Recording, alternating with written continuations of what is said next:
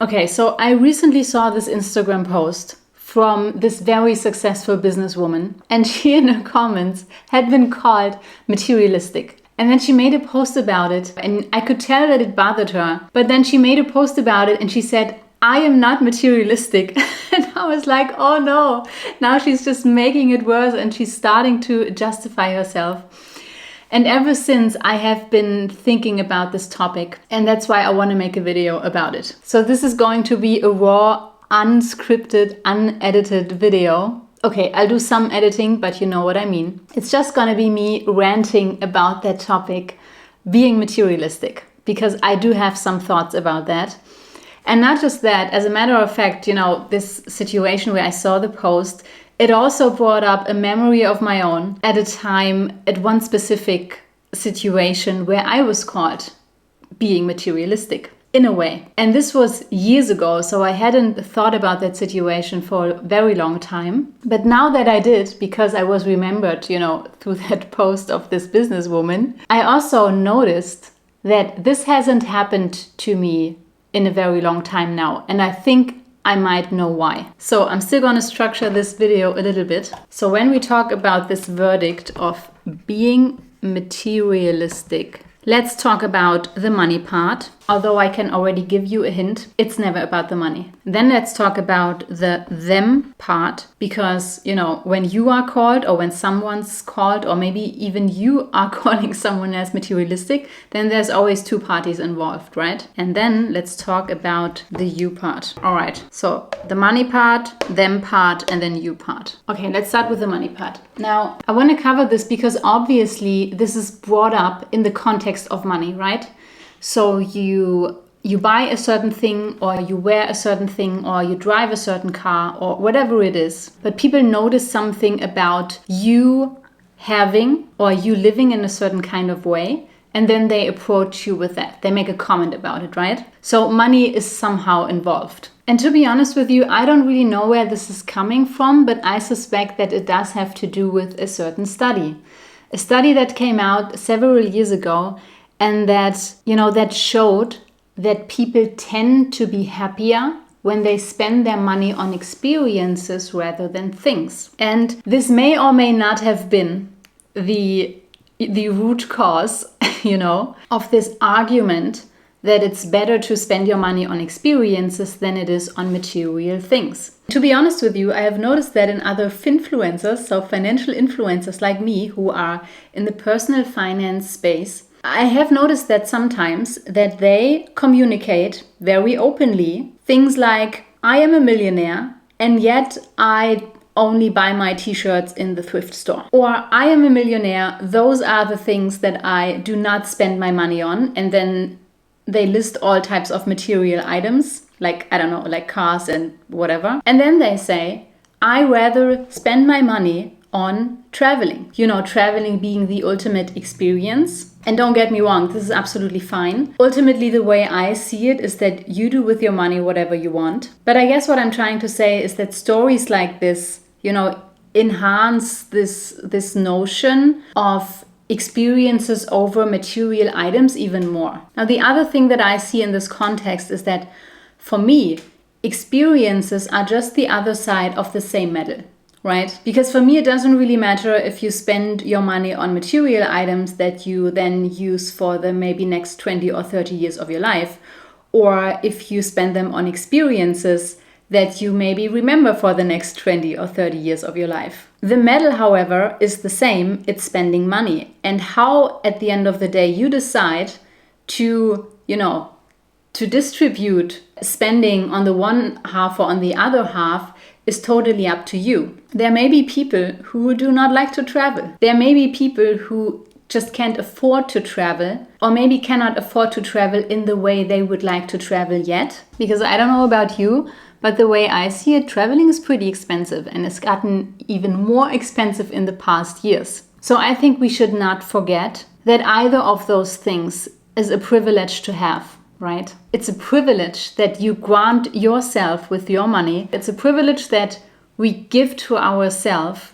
by either bringing material items into our life or by giving ourselves experiences like going out to eat or going travel or whatever it may be. And another nuance I would like to bring in here is the way that I see this personally. Because for me, the line between material items and experiences is pretty much blurred. Because in my own, not just financial journey, but also mindful spending journey, bringing material items into my life pretty much has become an experience in itself. And I think it's because of that mindfulness and because I value the things that I do choose to buy so much that I actually make it an experience each time I use them or I wear them. Does that make any sense to you? So I guess what I'm trying to say is that I do understand that when people, buy things mindlessly and they don't even use it and they, forget about that they even have them or at some point they figure out that this has been a completely waste of money, but they still, keep cluttering their home, then I would see that this may be a problem.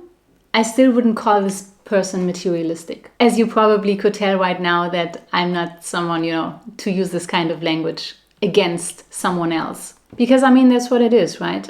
Someone who's calling you materialistic is, in a way, trying to talk down on you, trying to judge you for something. In this case, not necessarily something that you're doing, but rather something that you're having. So yeah, to wrap that first part up, that money part, so I would say this money part comes down to how conscious and how mindful you spend your money. And I'd say it doesn't even matter on what, if it's material items or if it's traveling or other experiences like going out to restaurants, going out to bars, stuff like that. Or if it's maybe buying back your time by outsourcing, for example, cleaning or cooking. But the more conscious and mindful you are, the less this part can hurt you, if that makes any sense. All right, now let's get to the them part. Now, when someone tells you that you are materialistic, then like I already said, it's not directly about the money.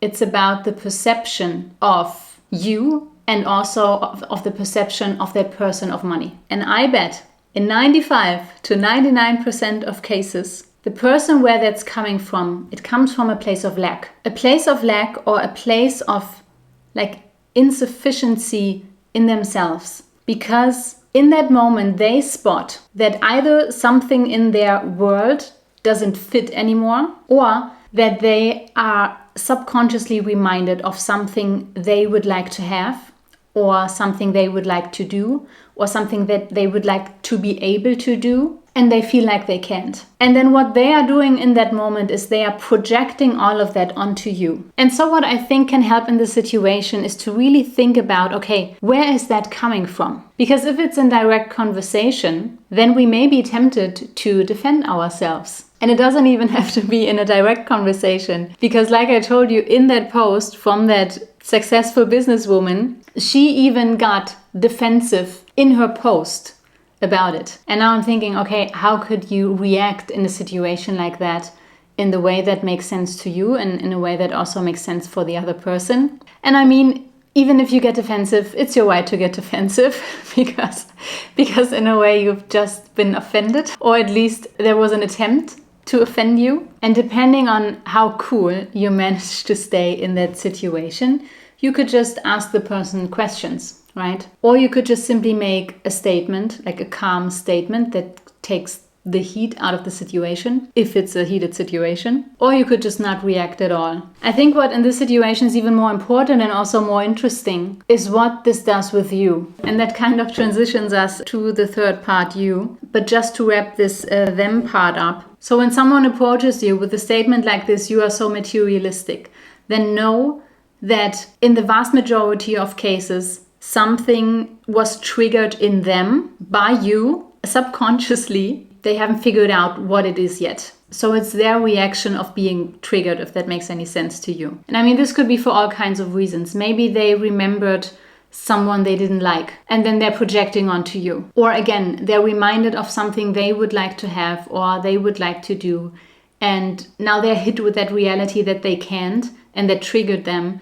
And again, they're projecting it onto you. So this would be insecurities about their own situation, right? And I just remembered another situation that I once had in my life where I was also called being materialistic. So yeah, this happened more than once to me. And in that situation, I cannot really pinpoint what it was. It also could have just come from this superiority, from this intellectual superiority of I do not care about material things, right? So sometimes that's possible, that people identify very much with a certain type of spending their money in the right way, like the experiences we talked about, and that at the same time, they just don't have that understanding that for other people it might be different. Or it might be a mixture of both, right?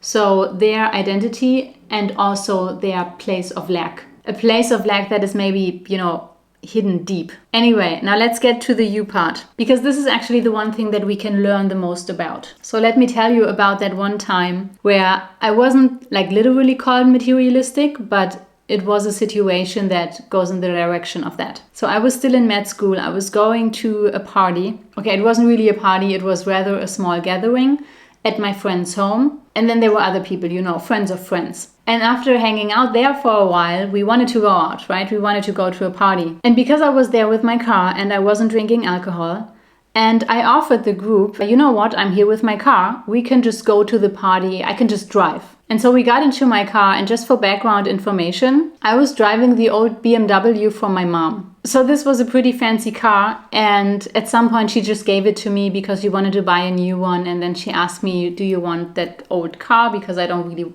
want to sell it. And I don't even know if I really owned it back then or if I had just borrowed it for a couple of weeks. Either way, so we got into my car, and this one person said, is this your car? But not in a way, oh wow, is this your car? Good for you. But more in a is this your car? With this clear undertone of how are you able to afford a car like this, right? And I don't even remember what I said in the moment. It was probably a bit of an awkward yes. Or maybe it was an even more awkward no, it's my mom's car. And I can tell you, for the rest of the evening, I was very irritated. And it clearly bothered me. And now that I look back, I don't even think it was, what the person said. Although I am very sensitive of how a person says something to me. So this was definitely part of that. This clearly judgmental tone. But I think what's even more the case, what bothered me, is that it bothered me. Do you know what I mean? So I was thinking about, why is this hitting me so hard? Because it's not this person's business what car I'm driving or why. But now that I think back to the situation, is that it actually said something about me. And I mean, now after years and years of working on my money mindset, I can tell. What I learned about myself in that situation is that I had a lot of insecurities. Insecurities about money. Insecurities about what I was supposed to and not supposed to have at that time. Insecurities about how to spend money and how to not spend it. In a way, I would say also insecurities about, fitting in with the group and how much I need to bend in order to fit in. That does sound a bit weird, but never underestimate how much really we want to fit in. Because there was this experiment, if I remember correctly, it was called the Ash experiment. And it was a group setting, and the groups were supposed to answer some questions. And in that one group where the answer was made publicly, so each of the group members could see the answer the other people were giving. And the group members who were tested, not all of them were test subjects, but the group members who were tested, they didn't know that. And they saw that the majority of people in that group gave an answer that was completely obviously the wrong answer to that question. Everyone knew. But the test subjects didn't know that, and they deliberately gave the wrong answer, but that was the same answer as all the other people gave, just to be part of that group, right? Just to not be the person who does something else or gives another answer than all the rest of them. So our desire to fit in, it's really, really strong. It's basically a survival instinct. So this definitely played a role, and also don't underestimate this. And now that I think about it, this works the other way around as well, because in the sense of keeping up with the Joneses, right? Because when all your coworkers or all your neighbors or all your friends have certain things, and even though you might not want those same things, you kind of feel peer pressured into having them. Because again, you want to fit in the group. That's why it's also so important to choose your group very carefully, right? But anyway, back to my example. Now, if that would happen to me now, my reaction would probably be something like, Yeah, it is. And I would not think one more second about it. But as a matter of fact, something like this hasn't happened to me in years. And I just realized that now that I'm filming this video. And I think the reason for that is that now I am so aligned with my choices about how I spend my money, with what I value and what I do not value. And I also communicate that openly. And there is not any doubt, at least not in the people around me, that this is how I do things, and I stand 100% behind that. And I guess that in a way prevents comments like this from happening in the first place. Do you know what I mean? But when it's really the most normal thing for you to do something or to not do something, or have something or not have something, then those questions don't even come up. So if you find yourself in a situation where someone calls you materialistic or questions any of your money decisions, the way you can really get like the most out of the situation is to ask yourself, okay, how aligned am I in spending my money? Like, how aligned is what I spend my money on with my values and what I actually want to spend my money on? And maybe you even do spot that you have been keeping up with the Joneses and it's not actually what you want. And this, by the way, can go for material items and for experiences. And this also goes hand in hand with how confident you actually are in your choices of spending money. And also if that situation happens to be that it really hits you, like it really bothers you, like it did in mine, or also in that business lady's comment, then I know this is a tough exercise, but ask yourself, okay, are there any insecurities I still have that allowed the situation to happen, right? Because you remember we talked about them being triggered by you, but just because they do get triggered does not have to mean that you get triggered too. But if you get triggered by they getting triggered, then you might be onto something there. Do you know what I mean? Right. So I think this is the most spontaneous video I ever did. I do hope you got some food for thought. Maybe some inspiration. Maybe you remembered situations that you had yourself that you had forgotten up until now, and now you can analyze them. If so, would love to hear what comes up for you. Let me know in the comments. Also, let me know how you like that format. For me, it was actually fun. Subscribe if you aren't already, and have a wonderful rest of your day. And I'll see you in the next video. Bye-bye.